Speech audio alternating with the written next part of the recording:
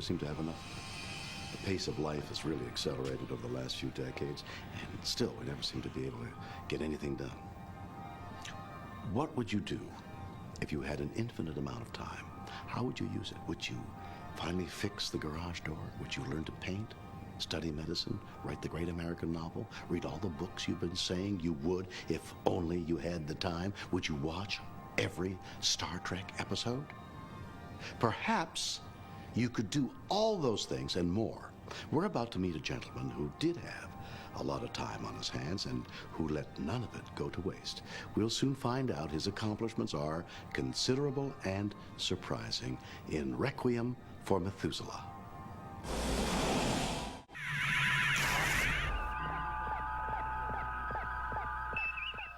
I'm an optimist. I've been an optimist with the Space Administration from the word go. Godspeed, John Glenn.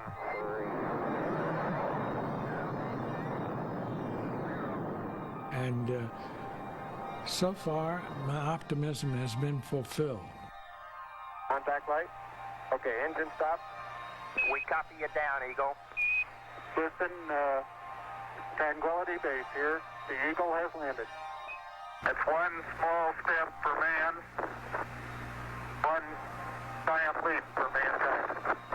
And I think this, one of these days, something tremendously exciting is going to happen out there with us. I have every confidence, and I just hope that NASA will continue to get the cooperation and the backing by our government that they have to have in order to do these things.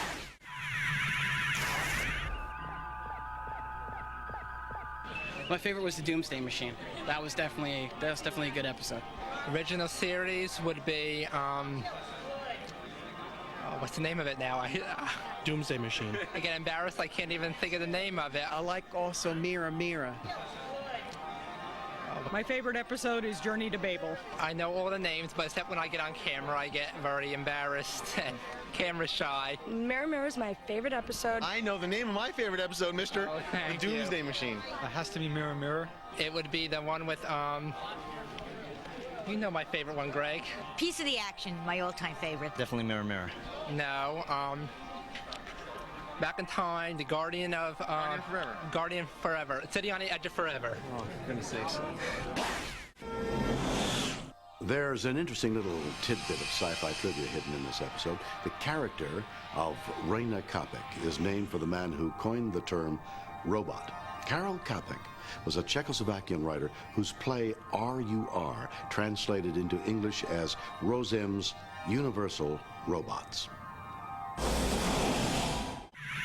Star Trek fans, they're tremendous. No, I am a Trekkie now, and I enjoy it. I enjoy talking to Star Trek fans. They're unique people. They're very loyal. There must be something that Star Trek had to engender this kind of love from people. I don't get it. I don't get the fascination about the Star Trek series. Star Trek is a phenomenon. The people who follow Star Trek, both on the screen and in memorabilia, are the most avid fans I have ever met. There's a certain selfishness among the actors of science fiction. They're kind of spoiled to one degree or another because they're paid, as I am, to go to conventions and have a good time. I mean, that's just the nature of the beast. And I've certainly been one that has been chosen to be in the loop, as they say, in convention circles. And I appreciate that. Television is just television, folks. That's all it is.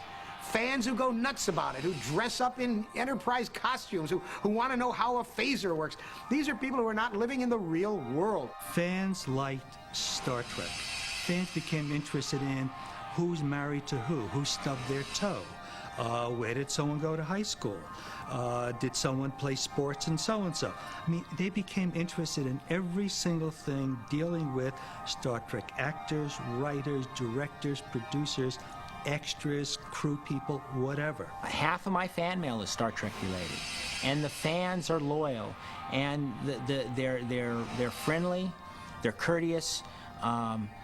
But I personally don't get it. The Star Trek people, they know your home address, how many brothers and sisters you have, how much education, how you've been to Europe. They know everything about you. There's nothing they don't know, and all they really want is a signature and a little chat about the Doomsday Machine and how did you do it type of thing. So they're fabulous people, and I owe them that much.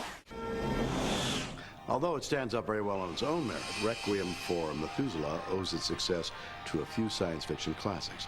The central plot is very similar to the science fiction classic film Forbidden Planet, complete with a futuristic robot, a lovely young lady, and a very possessive guardian. The writer Jerome Bixby also borrowed from Lost Horizon, the Island of Lost Souls, and The Twilight Zone. Well, they say that imitation is the best form of flattery. This episode owes a debt to Forbidden Planet, and Forbidden Planet owes a nod to Shakespeare's The Tempest.